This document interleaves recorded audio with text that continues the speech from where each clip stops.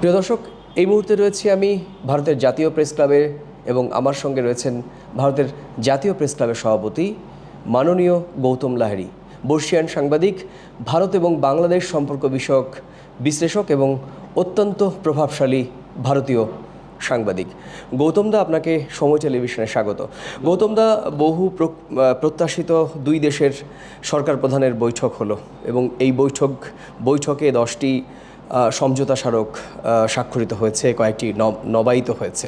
ভারতীয় গণমাধ্যম এবং ভারতীয় সাধারণ মানুষের মধ্যে কি প্রতিক্রিয়া আপনি লক্ষ্য করছেন? জাতীয় স্তরের সংবাদ মাধ্যম, গণমাধ্যম, সেখানে অত্যন্ত ইতিবাচক একটা প্রতিক্রিয়া লক্ষ্য করেছি। বেশ কিছু সংবাদপত্রে সম্পাদকীয় প্রকাশিত হয়েছে। তারা এই বৈঠককে স্বাগত জানিয়েছেন এবং এও বলেছেন যে বাংলাদেশ কেন ভারতের জন্য অত্যন্ত গুরুত্বপূর্ণ এবং জরুরি এই সম্পর্ককে আগে নিয়ে যাওয়ার জন্য। অবশ্যই ভারতের গণমাধ্যমে মিশ্র প্রতিক্রিয়া আছে। বিশেষ করে পশ্চিমবঙ্গ থেকে প্রকাশিত সংবাদপত্রে আমরা একটু ভিন্ন ধরনের প্রতিক্রিয়া পেয়েছি। তিস্তা তো একটা অমীমাংসিত ইস্যু আছেই, কিন্তু এরপর আবার নতুন করে আলোচনায় এসছে গঙ্গা চুক্তির নবায়ন প্রসঙ্গটি 2026-এ হওয়ার কথা। সে বিষয়ে আপনার মতামত যদি বলেন। প্রথম কথা আমি বলবো যে ভারতবর্ষের যে সংবিধান অনুসারে এটা ঘটনা যে পানি রাজ্য তালিকাভুক্ত বিষয়। পানি সংক্রান্ত কোনো চুক্তি করতে গেলে অবশ্যই প্রাদেশিক সরকারের সম্মতিটা প্রয়োজন এবং সেটা হয়নি বলেই তিস্তা চুক্তি সম্পাদন করা যায়নি। কিন্তু এখানে একটা আমার ধারণা, আমি তৃণমূল কংগ্রেসের যে প্রতিক্রিয়া দেখেছি সেই প্রতিক্রিয়াতে আমার মনে হয়েছে যে সঠিকভাবে হয়তো তাদের কাছে বিষয়টি উত্থাপিত হয়নি। প্রথম কথা হচ্ছে যে এখানে কোনো তিস্তা বা গঙ্গা পানি চুক্তির নবীকরণ নিয়ে কোনো চুক্তি হয়নি। ফলে চুক্তির পূর্বে নিঃসন্দেহে আমার ধারণা কেন্দ্রীয় সরকার রাজ্য সরকারের সাথে আলোচনা করবেন এবং আলোচনা হওয়াটা বাঞ্ছনীয়।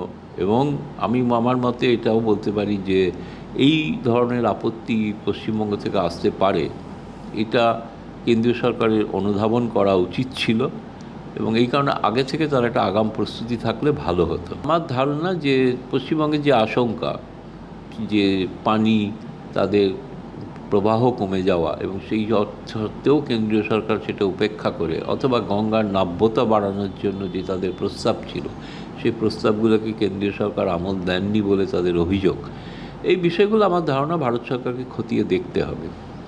আর একটা জিনিস, এটা বিষয়টা রাজনৈতিক সম্পূর্ণ, এই কারণেই যে 2026 সালে পশ্চিমবঙ্গে বিধানসভা নির্বাচন। ফলে পশ্চিমবঙ্গ মানুষের কাছে যদি তৃণমূল কংগ্রেস এরকম একটা ধারণা তৈরি করতে পারে যে বাংলার মানুষকে বঞ্চিত করে প্রতিবেশী বাংলাদেশ রাষ্ট্রকে সহায়তা করা হচ্ছে, সেটা ভারতীয় জনতা পার্টির পক্ষেও রাজনৈতিকভাবে ক্ষতি হতে পারে। ফলে এটা একটা বেশ চ্যালেঞ্জিং বিষয়, এ বিষয়ে কোনো সন্দেহ নেই। রেল কানেক্টিভিটির কথা হচ্ছে, সেক্ষেত্রেও যেমন গঙ্গার জল বা আমাদের পদ্মার জল যেভাবে জলের হিস্যা, তেমন রেল কানেক্টিভিটির ক্ষেত্রেও বলা হচ্ছে, সেক্ষেত্রে তো রাজ্য সরকারের সবুজ সংকেত কিংবা তার সঙ্গে ইতিবাচক একটা সমঝোতাপূর্ণ সম্পর্ক হওয়া প্রয়োজন কেন্দ্রীয় সরকারের সঙ্গে। আপনি কি বলেন? না, অবশ্যই এবারে যে সিদ্ধান্ত হয়েছে রাজশাহী থেকে কলকাতা ট্রেন এবং গেদে থেকে হলদিবাড়ি হয়ে চিলাহাটি পর্যন্ত পণ্যবাহী যে ট্রেন চালু করা এবং কলকাতা চিটাগং বাস সার্ভিস চালু হওয়া, এগুলোর ক্ষেত্রে কলকাতার তো একটা ভূমিকা থাকবে ডেফিনেটলি, নিশ্চিতভাবে। আমার ধারণা এইগুলোর থেকেও আসলে পানিটা অত্যন্ত স্পর্শকাতর বিষয়। পানি সংক্রান্ত বিষয়টাকে কেন্দ্রীয় সরকারের উচিত রাজ্য সরকারের সঙ্গে এই ব্যাপারে একটা দীর্ঘ বা সুচিন্তিত একটা বৈঠক করা প্রয়োজন, যে বৈঠকটা হয়নি। কিন্তু চুক্তি যখন স্বাক্ষরিত হওয়ার কথা, গঙ্গা পানি চুক্তি 2026 সালের আগে, ফলে এখনও সময় আছে। কিন্তু 2026 সালেই আবার পশ্চিমবঙ্গের বিধানসভা নির্বাচন, ফলে সেক্ষেত্রে একটু জটিলতা হতে পারে। ভারত এবং বাংলাদেশের মধ্যে ডিজিটাল পার্টনারশিপ এগ্রিমেন্ট হয়ে গেল, এটাকে কিভাবে দেখছেন দাদা? না, এই রুপি এবং টাকায় যে বাণিজ্য হওয়ার, তা ভারতীয়, অর্থাৎ এই মুহূর্তে গোটা দেশ, বিশ্বের বহু দেশ, বিশেষ করে ভারত এবং বাংলাদেশ, তারা ডলার সংকটে ভুগছে এবং ডলারের দাম ঊর্ধ্বমুখী হয়ে যাচ্ছে তাদের নিজ নিজ মুদ্রার তুলনায়। এই অবস্থায় যদি ডলারকে এড়িয়ে যদি দেশীয় মুদ্রায় যদি বাণিজ্য করা যায়, যেটা অ্যাকচুয়ালি শুরু হয়েছিল কিন্তু পরীক্ষামূলকভাবে, এখনো ব্যাপক আকারে হয়নি, সেই বিষয়টাতে যদি করে তাহলে কিন্তু এই ডলার সমস্যার হাত থেকে, অর্থাৎ বাংলাদেশি যারা মানে রপ্তানি করবেন তারা যদি ভারতীয় মুদ্রায় বাংলাদেশি টাকায় তারা দেন অথবা ভারতীয় মুদ্রা কিনে যদি ভারতীয় মুদ্রায় করেন, সেক্ষেত্রে ডলারের সমস্যাটা, ডলার কেনার সমস্যাটা থাকবে না। এইটা দুই দেশের বাণিজ্য বাড়ার ক্ষেত্রে একটা বড় যুগান্তকারী পদক্ষেপ হতে পারে বলে আমার ধারণা। এই দুই দেশ এই পাশাপাশি থেকে আগামীতে একটা অর্থনৈতিক সুদৃঢ় দেশ এবং বন্ধুত্বের জায়গা থেকে কতটা লাভবান হলো বলে আপনি মনে করেন? নতুন নতুন ক্ষেত্র চিহ্নিত হয়েছে, সমুদ্র থেকে মহাকাশ পর্যন্ত সমঝোতা হয়েছে সহযোগিতা। ফলে এই সম্পর্কটা আগামী দিনে যে স্মার্ট বাংলাদেশ তৈরির যে শেখ হাসিনার যে পরিকল্পনা এবং ভারতেরও যে 2047 সালের মধ্যে বিকশিত ভারত করার পরিকল্পনা, এক্ষেত্রে একে অপরের সাহায্য করলে যেটা পরিপূরক হয়ে উঠতে পারে, সেই লক্ষ্যে পৌঁছানো যেতে পারে। সামরিক যে সমঝোতা, এক্ষেত্রে কি মনে হয়, মানে এটা কতটা ইম্প্যাক্ট পড়বে দু দেশের সাধারণ মানুষের মধ্যে? এবারে যেটা আলোচনায় গুরুত্ব পেয়েছে সেটা হচ্ছে যৌথ প্রতিরক্ষা উৎপাদন।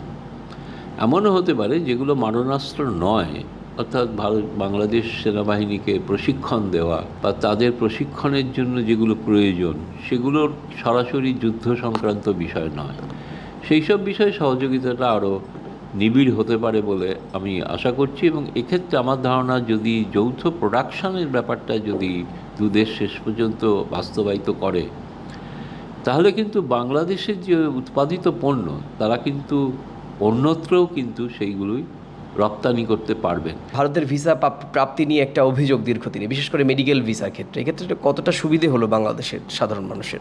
আমার ধারণা বাংলাদেশের মানুষের একটা চাহিদা ছিল যে মেডিকেল ভিসার নিয়মটা অন্তত সরলীকরণ করা হোক, এবং সেক্ষেত্রে ই ভিসা হয়ে যাওয়ার ফলে যেটা হবে, যেটা আমাদের পররাষ্ট্র সচিব বলেছেন, যে অন্তত 30% বা যত ভিসা দেওয়া হয় তার 30% ভিসা মেডিকেল ভিসা।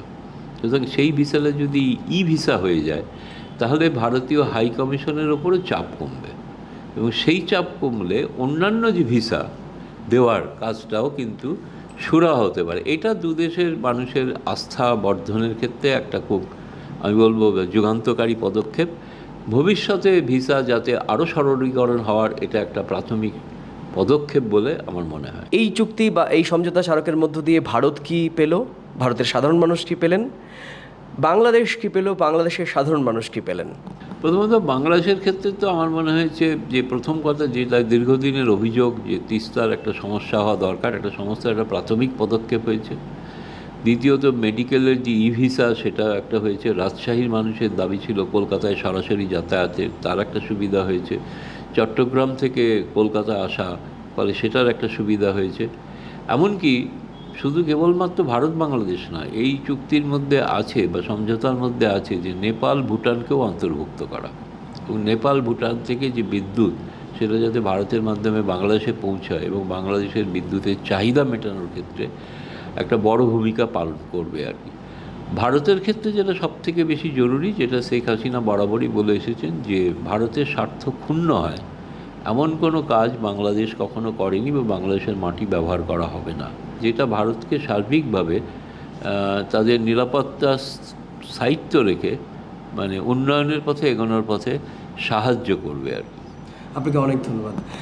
প্রিয় দর্শক, আমরা এত সময় ধরে বিস্তারিত দুই দেশের সরকার প্রধানের মধ্যে হয়ে যাওয়া গুরুত্বপূর্ণ দ্বিপাক্ষিক বৈঠকের আলোকে যে কটি সমঝোতা স্মারক স্বাক্ষরিত হয়েছে কিংবা নবায়িত হয়েছে, সেই সমঝোতা স্মারকের একেবারে খুঁটিনাটি আমরা বিশ্লেষণ শুনে নিলাম ভারতের বর্ষিয়ান সাংবাদিক গৌতম লাহিড়ির কাছ থেকে। তিনি পরিষ্কার বললেন, সমুদ্র থেকে মহাকাশ সব ক্ষেত্রেই ভারত এবং বাংলাদেশ হাতে হাত মিলিয়ে আগামীর সুদৃঢ় পৃথিবী গড়ার লক্ষ্যে এগিয়ে যাবে।